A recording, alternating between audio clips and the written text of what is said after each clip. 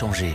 La peur du bide. Discovery, l'essai européen pour un traitement contre le coronavirus patine. Il s'agit de tester sur des patients 4 molécules dont l'hydroxychloroquine. Emmanuel Macron avait annoncé la publication de premiers résultats aujourd'hui. Ce ne sera pas le cas probablement.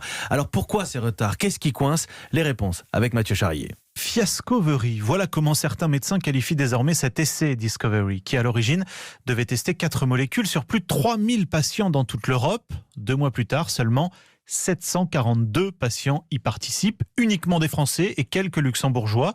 Nos voisins européens boudent Discovery. Plusieurs raisons à cela. D'abord, certains, dont l'Espagne ou l'Italie, préfèrent participer à l'essai mené par l'OMS, Solidarity. Il coûte quelques centaines d'euros par patient, entre 4 500 et 5 000 euros pour Discovery. Mais Florence Adair, aux commandes de Discovery, espère encore que l'Allemagne, l'Autriche ou la Belgique rejoindront cet essai.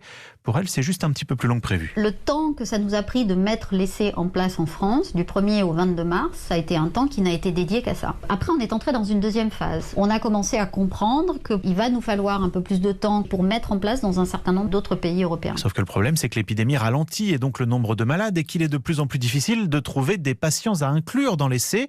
Or, 742 patients actuellement pour tester 4 molécules et un groupe placebo, ça veut dire environ 150 testeurs par molécule. Pas du tout suffisant.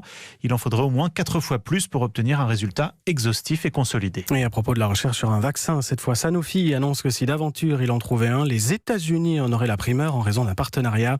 Déclaration du directeur général du laboratoire français.